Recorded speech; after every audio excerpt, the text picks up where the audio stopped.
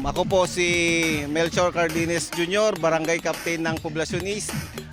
Nagpapasalamat po ako sa Charity Riders for One Luzon. Maraming salamat kasi maraming mga constituents po namin ang mabibigyan ng mga relief goods. Maraming salamat po. Ako po si Kagawad Barangay Luis Anchita Divina. Poblaciones po, Poblaciones. Napakaganda ang okasyon na ito na pinangungunahan ni Kapitan Melchor Cardenes at saka mga kasama niya na barangay official, mga kagawad, mga BHW, CBO na nagtulong-tulong dito sa okasyon na ito. Napakaganda. Ang saya-saya. Karamihan mga bata ay nag-i-enjoy sila katulad ng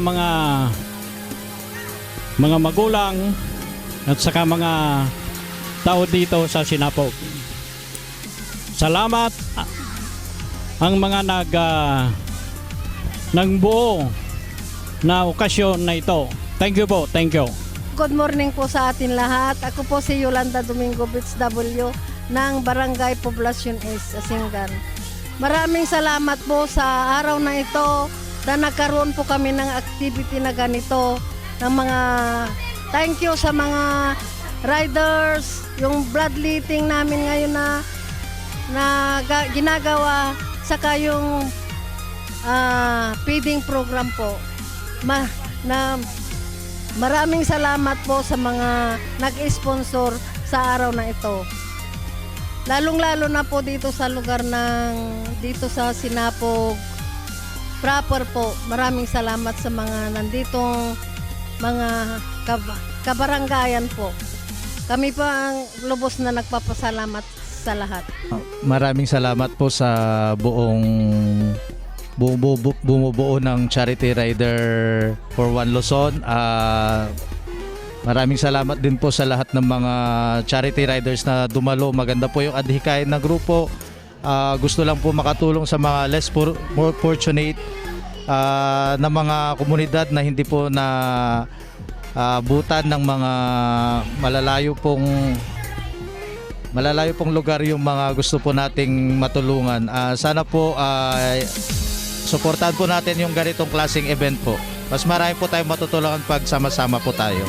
Mabuhay po ang bawat isa sa atin.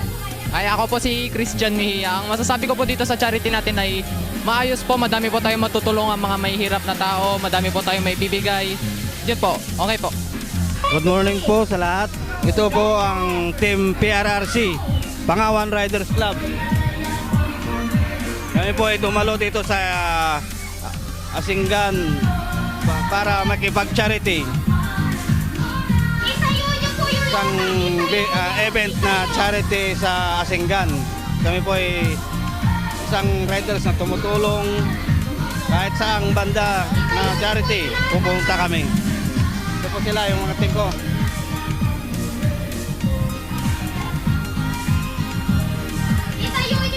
Thank you, sir. Napakaganda nga po yung charity riders na to. Ibang-iba sa mga ibang riders po.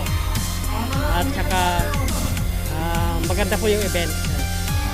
Ako po si Lalaine Mamaril. Masaya po kasi nakakatulong po sila ng kapwa nila. At saka nakakapagpasaya ng mga bata kasi nakakapagpalaro sila. Yun lang. Nagtungtong kami ni Kapitan, noon yan masabot ti Barangay Poblacion East, mas lalo na ito si Sitio Sinapog, tutulong si Governor Monmon Dico. Dahil ito yung pinagkakampanya, pero yun, kampanya manuawan, Pinyami, J5 District, Apo, nagkatulungan ni Congressman Monmon Dico.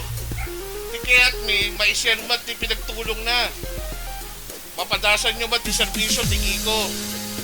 Hindi lang panahon ng pinagpipili. Pinyami, basta na dyan pandemya, napadasan mi. Sino ti kaya ti ayuda ditoy? Ha? Tayo dyan kanyami. Dakdal ti Asingan, conveniences parehas lang eh, karubata. Sa nga 10,000 nga individual tinaykan ginyami. Hindi pinabayaan.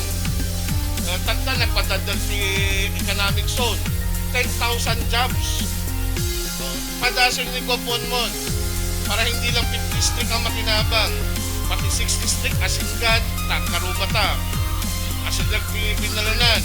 Ay, Karuba yung mas Binalanan niya. Padasan nyo, Apo. Para sa pagbabago lang.